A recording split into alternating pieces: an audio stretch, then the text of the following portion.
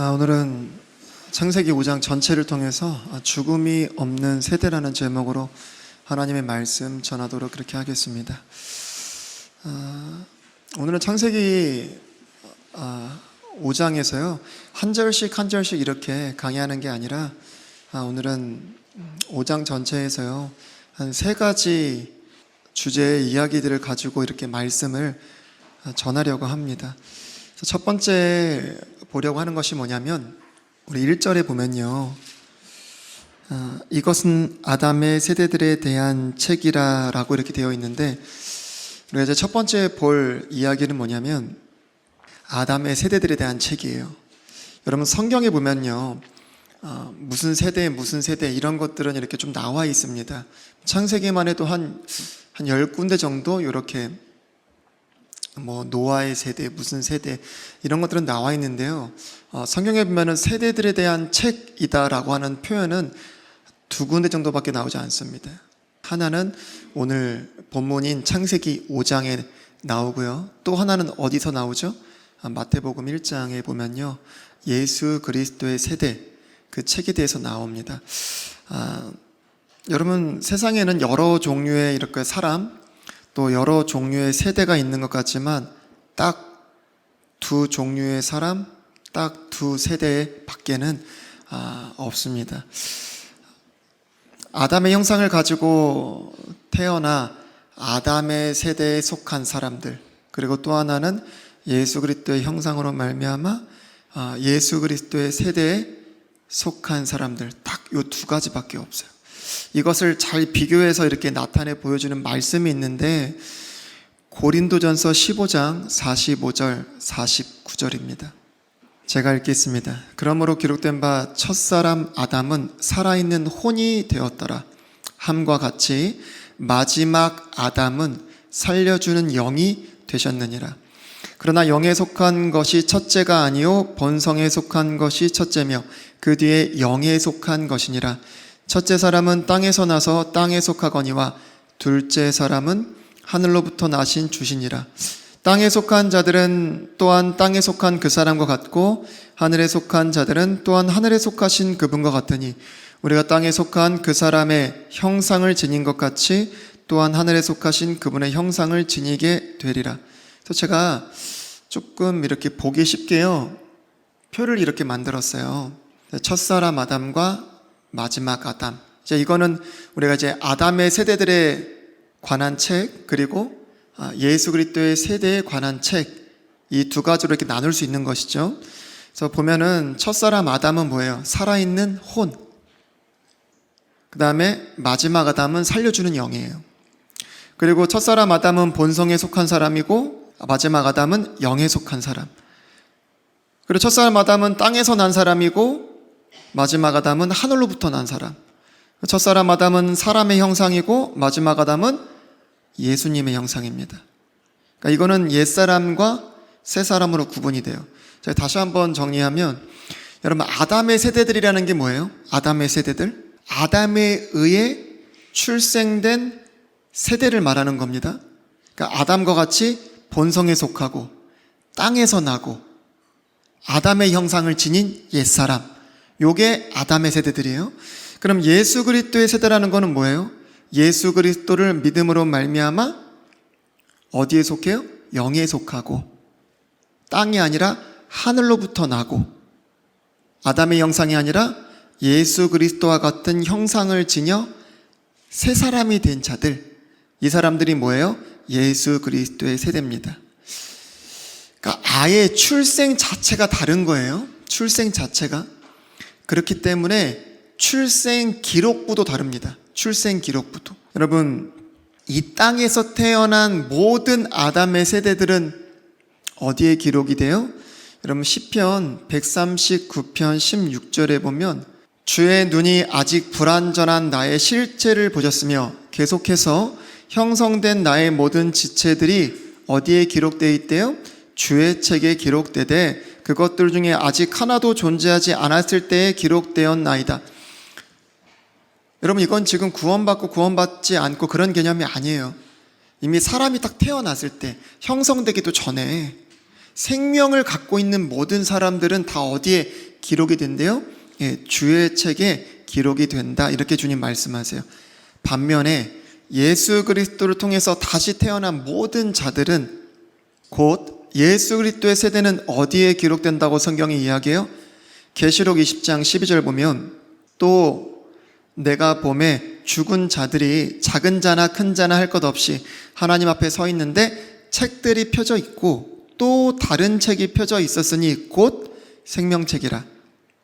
죽은 자들이 자기 행위들에 따라 책들에 기록된 그것들에 근거하여 심판을 받았더라.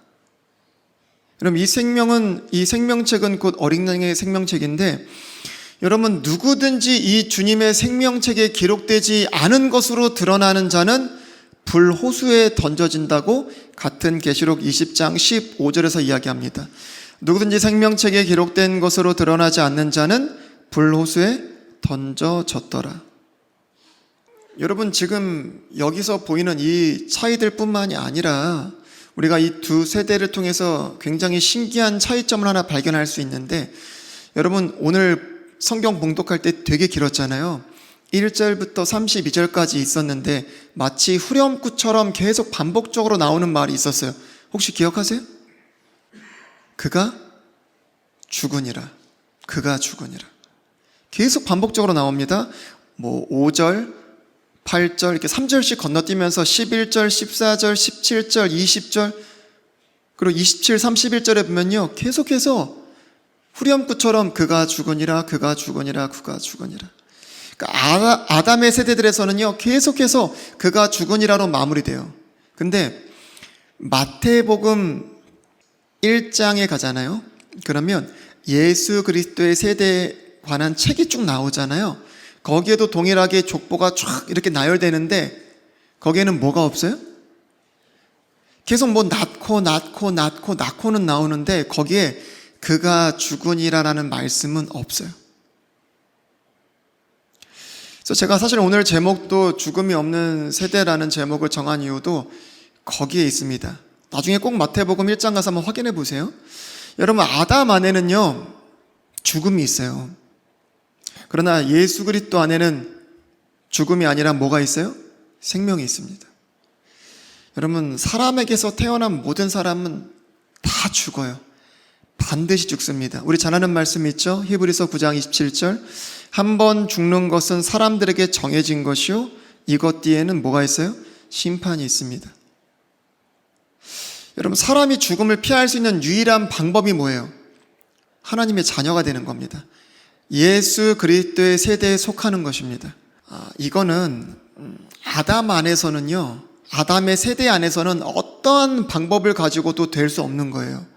여러분 요한복음 1장 12절 13절을 보시면요 그분을 받아들인 자들 곧 그분의 이름을 믿는 자들에게는 다 하나님의 아들이 되는 권능을 그분께서 주셨으니 이들은 혈통으로나 육신의 뜻으로나 사람의 뜻으로 나지 아니하고 오직 하나님에게서 태어난 자들이니라. 이 자들이 어디에 속한 자들이라고요? 예수 그리스도의 세대에 속한 자들이에요. 여러분 이런 자들은요 죽음을 향해 뭐라고 선포하는 줄 아세요? 아담의 세대들에 속한 자들은 죽음을 피할 수 없잖아요. 다 죽는단 말이에요. 그가 죽으니라, 그가 죽으니라. 근데 예수 그리스도의 세대에 속한 자들, 그들에겐 생명이 있는데 이들은 사람의 뜻이나 어떤 그러한 것들로 태어난 자들이 아닙니다. 하나님의 생명으로 태어난 자들이에요. 이런 자들은 죽음을 향해서 그 누구도 정복할 수 없는 이 죽음을 향해서 뭐라고 선포하는 줄 아세요? 고린도전서 15장 55절에 보면 이렇게 선포합니다. 오 사망아 너의 쏘는 것이 어디 있느냐? 오 무덤아 너의 승리가 어디 있느냐? 왜 그러냐면 예수 그리스도의 세대에 속한 자들은 죽어도 살며 영생을 누리기 때문에 그래요. 이것이 요한복음 11장 25절 26절에 가장 잘 나타나 있는데 예수님께서 그녀에게 이르시되 나는 부활이요 생명이니 나를 믿는 자는 죽어도 살겠고 누구든지 살아서 나를 믿는 자는 결코 죽지 아니하리라. 이것을 네가 믿느냐 하시니. 여러분 어느 날 밤 예수님을 찾아온 니고데모에게 예수님은 분명히 말씀해 주셨어요. 뭐라고 말씀해 주셨어요? 육에서 난 것은 결국 뭐일 뿐이다? 6일 뿐이다.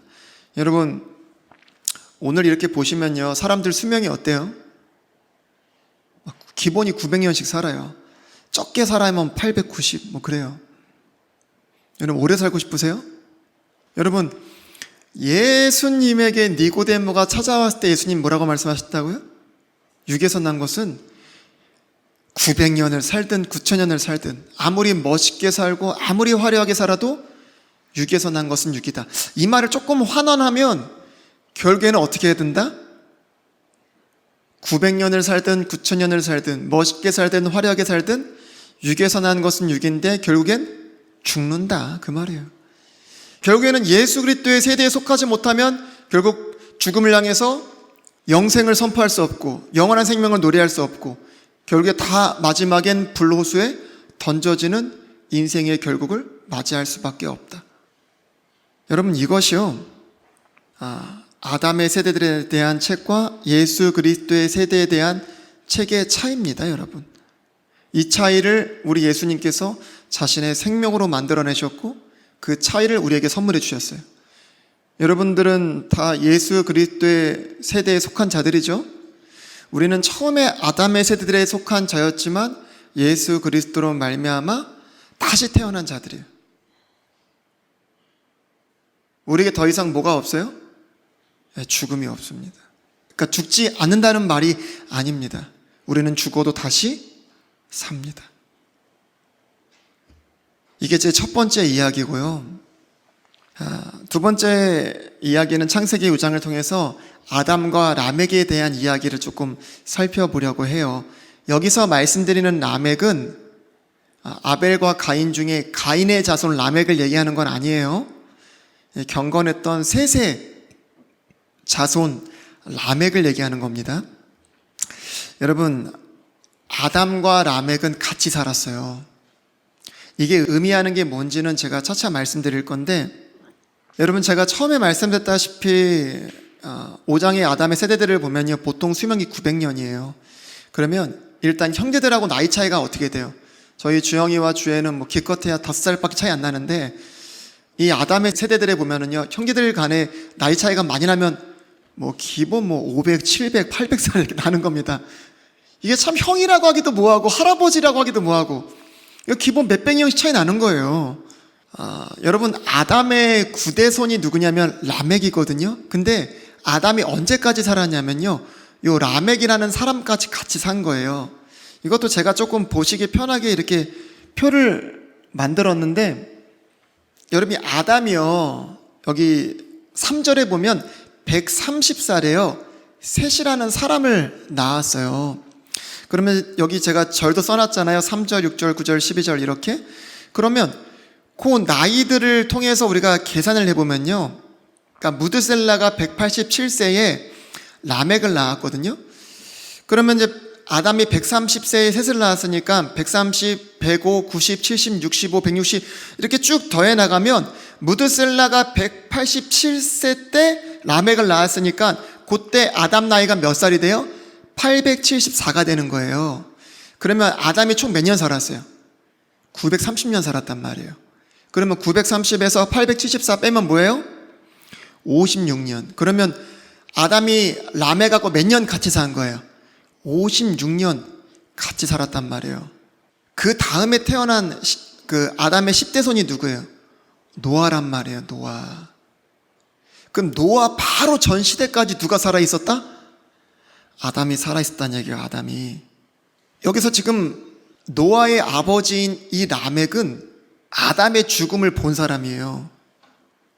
여러분, 이 라멕이요, 우리 29절 잠깐 한번 볼게요. 29절, 창세기 29절. 여러분, 이 라멕이요, 노아라는 아들을 낳을 때 한 말들이 있어요. 29절 한번 보세요. 그의 이름을 노아라 부르며 이르되 주께서 저주하신 땅으로 인해 우리가 행하는 일과 우리의 손의 수고에 대하여 바로 이 아들이 우리를 위로하리라 하였더라. 여러분, 지금 29절에 나와 있는 내용들을 자세히 보시면 주께서 저주하신 땅으로 인해 우리가 행하는 일과 우리 손의 수고에 대하여, 이 내용들 어서 많이 들어보셨죠? 이거 언제 들어봤죠? 우리가 창세기 3장에서 들어봤잖아요. 창세기 3장에서. 이거 주님께서 누구에게 내리신 저주예요? 아담과 이브 때. 이 라멕은 아담과 56년을 같이 살다 아담의 죽음을 본 사람이라고 했잖아요. 우리가 이걸 통해서 뭘 알 수 있어요? 아담이요 930년을 살면서요 수백 년간 그의 자손들에게 구전을 가지고 계속 뭘 전한 거예요? 하나님의 창조와 그 다음에 선악과 그리고 마귀의 속임수, 범죄, 타락, 그 다음에 여자의 씨에 대한 하나님의 약속, 그리고 짐승을 잡아주셔서 입혀주셨던 가죽옷, 가인과 아벨의 제사, 그리고 주님께서 가인은 받지 않으셨고 아벨을 받으신 것, 그리고 아벨의 죽음, 이 모든 것들을요 교육했던 것입니다. 여러분, 우리가 저번 시간에요 에노스 때 주의 이름을 부르는 자들이 나타나기 시작했잖아요. 이거는 어떤 그때 당시에요 영적 각성이나 부흥이 있었다는 것을 충분히 추측해 볼 수가 있어요. 여러분, 성경에 보면은 아벨을 뭐라고 해요? 대언자라고 하죠. 대언자. 그때 당시에도요 아담을 통해서 이 수백 년간 구전으로 하나님의 이런 모든 말씀들이 전해졌고요, 또 하나님이 아벨과 같은, 우리가 이따도 살펴보겠지만 에녹이나 노아도 대언자입니다. 이런 대언자들을 통해서 주님께서 끊임없이 이런 것들을 말씀해 주신 거예요. 이것은 성경에 기록되지 않은 부분이지만 하나님께서 에덴 동산에서 아담과 이브를 쫓아내실 때 그 동쪽에 있는 입구를 뭘로 막으셨어요? 예, 그룹들과 불칼로 주님이 지키셨잖아요. 그러면 그때 당시에 있었던 모든 사람들은 그거를 볼 수 있었을까요? 없었을까요?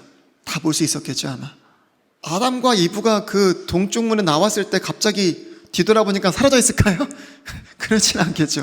그럴 거면 불칼로 지킬 필요도 없잖아요.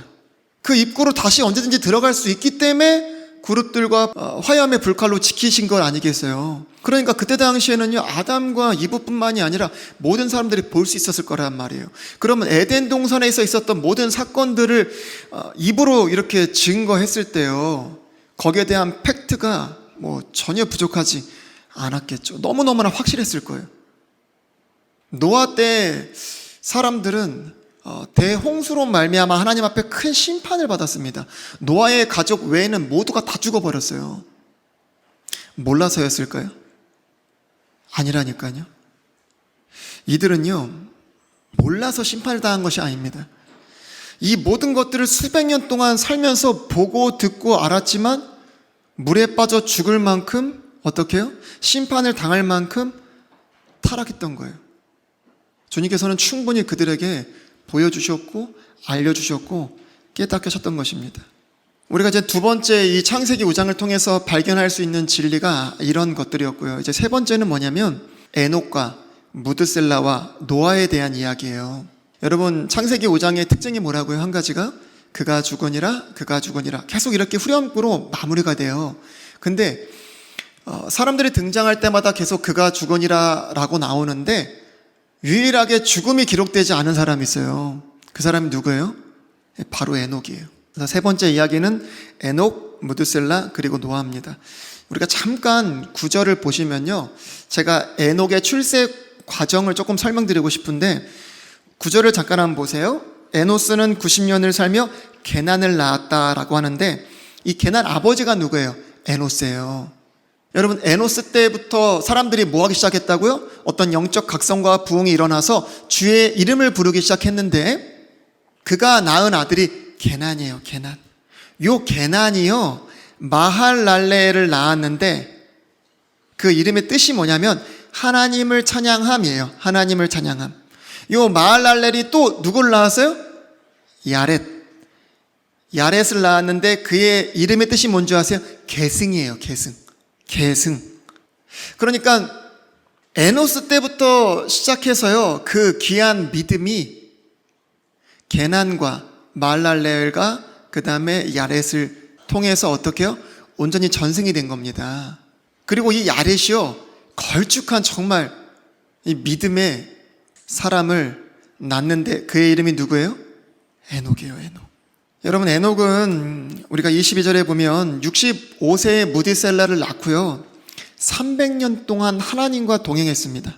아담의 세대들 중에 그가 죽으니라는 말씀이 기록되지 않은 유일한 사람이에요. 근데 여러분, 우리가 주의해서 봐야 될 부분이 한 가지가 있어요. 이 에녹이 언제부터 하나님과 동행했대요? 무드셀라를 낳고 해요. 그러니까 이 말을 뒤집어서 보면은 무드셀라를 낳기 전에는 하나님과 동행했다, 안 했다? 안 했다라는 거예요. 그러면 무드셀라를 낳고 하나님과 동행하기 시작했으니까요, 무드셀라를 낳는 이 과정 속에서 어떠한 특별한 일들이 있었다는 사실을 우리가 생각해 볼 수 있죠. 여러분, 유다서에 가면요, 에녹을 뭐라고 이야기하냐면 대언자다, 이렇게 이야기해요. 여러분, 유다서 1장 14절입니다.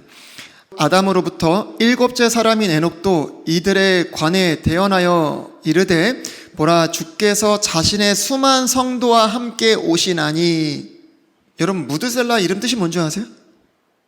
창 던지는 자, 이런 류의 이름인데, 무드셀라의 이름은 이런 뜻입니다. 그가 죽으면 무엇이 온다라는 거예요. 그것이 뭐예요? 우리가 지금 유다서 1장 14절 말씀을 통해서 알 수 있듯이 심판입니다. 심판. 그가 죽으면 그것이 보내어질 것이다. 이게 무드셀라의 이름인데, 여러분, 무드셀라를 낳을 때요, 에녹은 하나님으로부터 계시를 받았어요. 어떤 계시를 받았어요? 유다서에 있는 말씀처럼 하나님으로부터 주의 심판과 주님의 다시 오심에 대한 계시를 받았던 겁니다. 이 계시를 받고 무드셀라의 이름을 지었는데, 그가 죽으면 그것이 보내어질 것이다. 그래서 실제로요, 이 무드셀라가 죽을 때 대홍수가 임합니다. 우리 머리 아프지만 잠깐 계산 한번 더 해볼까요? 여러분, 무드셀라가 라멕을 몇 살에 낳아요? 187세에 낳습니다. 25절 한번 보세요. 무드셀라가 187세에 라멕을 낳아요. 그러면 라멕은 또 노아를 몇 살에 낳아요? 182살. 요때 라멕인 노아를 낳습니다. 여러분, 창세기 7장 11절에 가면요, 노아의 홍수가 노아가 몇 살 때 임했다고 말을 해줘요? 600살. 그러면 600 더하기 182 더하기 187 더하기 하면은 뭐 나와요? 969 나와요. 여러분, 무드셀라 몇 살에 죽었어요? 네, 969살에 죽었습니다. 그래서 실제로 무드셀라가 딱 죽었을 때 노아의 홍수가 임하게 돼요. 여러분, 성경에서 가장 오래 산 사람 누구예요? 무드셀라예요. 무드셀라. 우리는 무드셀라의 969살이라는 수명을 통해서 하나님의 오래 참으심과 사랑을 발견할 수가 있습니다. 왜냐하면 주님이 에녹에게 계시를 주실 때 무드셀라가 죽으면 하나님이 오셔서 심판하신다는 이 말씀을 주셨잖아요. 무드셀라가 죽으면 끝나는 겁니다. 근데 무드셀라가 성경의 인물 중에서 가장 오래 살았다고요. 가장. 만약에 무드셀라가 9살 살다 죽었다. 아이고, 주님은 엄청 못 참으심이에요. 그렇죠? 엄청 못 참으심. 근데 가장 오래 살았다니까요. 여러분, 베드로서 3장 8절 9절에 보면요, 그러나 사랑하는 자들아, 주께는 하루가 1000년 같고 1000년이 하루 같다는 이 한 가지 사실에 대하여 무지한 자가 되지 말라. 주께서는 자신의 약속에 대해 어떤 사람들이 더디다고 생각하는 것 같이 더디지 아니하시며 오직 우리를 향하여 오래 참으사 아무도 멸망하지 아니하고 모두 회개에 이르기를 원하시느니라. 이게 우리 아버지의 마음입니다. 여러분, 에녹은요 300년 동안 이 하나님의 심판을 생각하면서 종말론적인 신앙생활을 했어요. 아마 무드셀라를 이렇게 보면서 무드셀라가 갑자기 어디 놀러가서 사라졌다, 아버지한테 말도 하지 않고 어디 놀러가서 사라졌다, 그러면 에녹의 마음이 어땠을까요? 혹시 주님이 오시나? 또 막 이 무드셀라가 아프기라도 한다면, 그렇죠? 막 오늘 내일 하는 것처럼 막 심하게 앓거나 아프면 어땠을까요? 혹시 주님이 오시나?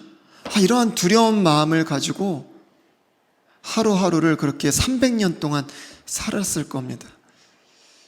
여러분, 우리가 에녹을 통해서 또 한 가지 알 수 있는 게 뭐냐면, 우리가 종말론적인 신앙생활 하면은 뭔가 되게 극단적이고 안 좋게 보는 경우가 있어요. 그러나 우리는 에녹을 통해서 그러한 잘못된 생각들이 얼마나 틀렸는지를 알 수 있습니다. 5장 22절에 보면요, 무드셀라를 낳은 뒤 300년 동안 하나님과 함께 걸으며 뭐 했다고 그래요?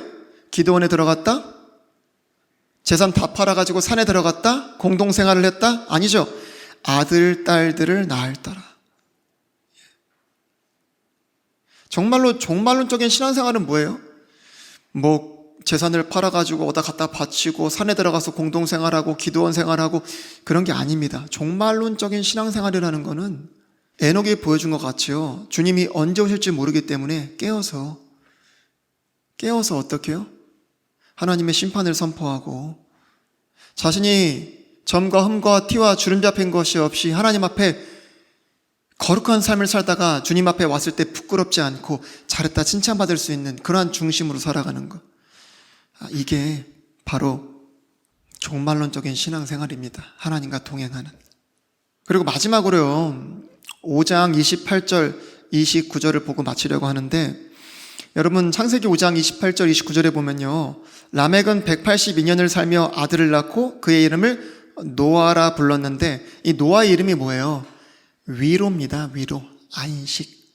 근데 이 안식이 언제 주어지죠? 어떻게 옵니까 이게? 대홍수와 함께 같이 와요.